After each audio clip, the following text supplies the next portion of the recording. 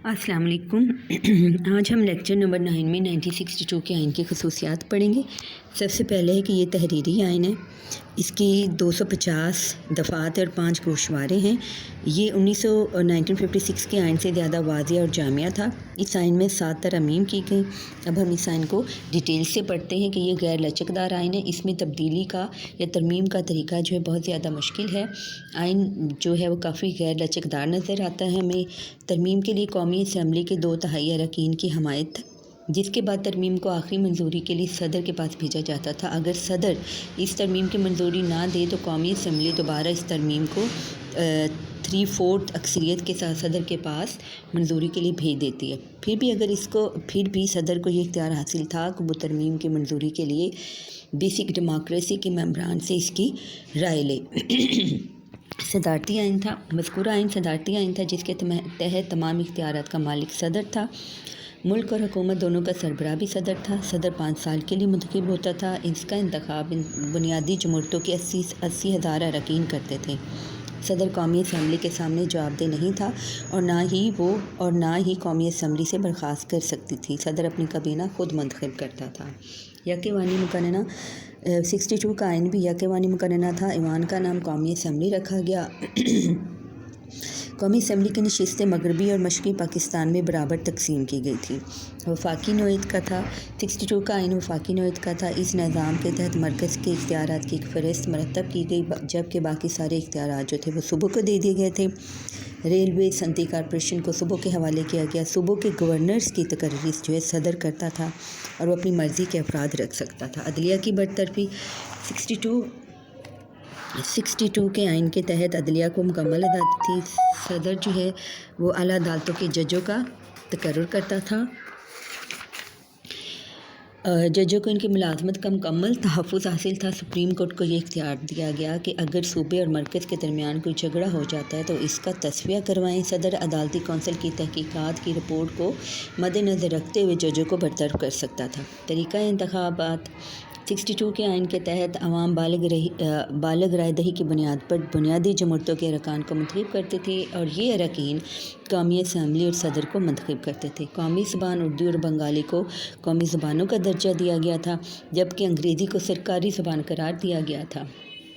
दारुल हुकूमत इस्लामाबाद जो था उसको पहला दारुल हुकूमत और दूसरा ढाका को मुकर्रर किया गया था। बुनियादी हकूक़ 62 के आइन के मुताबिक 62 के आइन में बुनियादी हकूक़ का जिक्र नहीं किया गया। 63 में पहली तरमीम के ज़रिए शहरियों को तमाम बुनियादी हकूक़ दिए गए। बुनियादी हकूक़ में आज़ादी, तहरीर व तकरीर, इज्तिमा की आज़ादी, मज़हब की आज़ादी, जायदाद और माल की आज़ादी थी। इस्लामी आइन 62 के आइन में पाकिस्तान का जमहूरिया पाकिस्तान लिखा गया। फिर अवाम के दबाव पर इस्लामी जमहूरिया इसका नाम रख दिया गया। इसके अलावा पाकिस्तानी कवानीन को कुरान और सुन्नत के मुताबिक ढालने का वादा भी किया गया। सदर के लिए मुसलमान होने की शर्त रखी गई और एक इस्लामी मशावरती कौंसिल अमल में लाएगी जो ये देखेगी कि क्या कानून साजी इस्लाम के मुताबिक हो रही है। आमला और मुकन्नना में हम आएंगी। 62 का आइन इस हवाले से भी मुनफरिद था कि इसमें आमला और मुकन्नना यानी कि इंतज़ामिया और मुकन्नना में हम आहंगी पाई जाती थी, क्योंकि दुनिया में कहीं भी सदारती निज़ाम में ये दोनों हुकूमती महकमे इकट्ठे नहीं होते थे, लेकिन पाकिस्तान में सदारती वज़रा को मुकन्नना के इजलास में शिरकत करने की पूरी इजाज़त थी। फ़लाही रियासत का क़याम 62 के आइन में ऐसी दफ़ात का जिक्र किया गया जिनके तहत पाकिस्तान को एक फ़लाही रियासत बनाने की कोशिश की गई। वो इस्लाहात क्या थी कि मुल्क से जहालत का ख़ात्मा किया जाएगा, बेरोज़गारी का ख़ात्मा किया जाएगा, अवाम की फ़लाह व बहबूद के मंसूबे बनाए जाएंगे, माज़ूर लोगों को बुनियादी ज़रूरियात दी जाएंगी, मुलाज़मीन को बीमा पॉलिसी का तहफ़्फ़ुज़ दिया जाएगा, तिब्बी सहूलतें फ्री दी जाएंगी और अवाम की सेहत के लिए ज़राए और मौके फ़राहम किए जाएंगे। हिकमत अमली के हसूलों को वाज़िया किया गया था।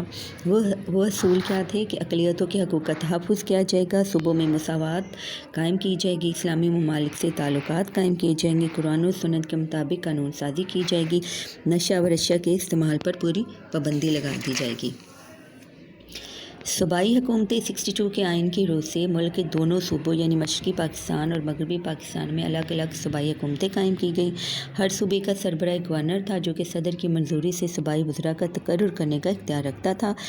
گورنر اپنے صوبے میں اتنا ہی با اختیار تھا جتنا کہ مرکز میں صدر۔ صوبائی مقننہ ہر صوبے میں قانون ساز اسمبلی تھی۔ آغاز میں ہر صوبائی اسمبلی کے 150 نشستیں تھیں مگر بعد میں ان کو بڑھا کر 218 کر دیا گیا تھا۔ کچھ خصوصی ادارے بنائے گئے: قومی معاشی کونسل، قومی مالیاتی کونسل اور election commission of Pakistan. And پہ ہم کنکلوژن نکالتے ہیں کہ 62 کا آئین کسی صورت بھی عوامی امنگوں کا ترجمان نہیں تھا۔ اس کی سب سے بڑی وجہ یہ تھی کہ یہ آئین ایک شخص کی ذاتی مرضی اور منشا کے مطابق تھا۔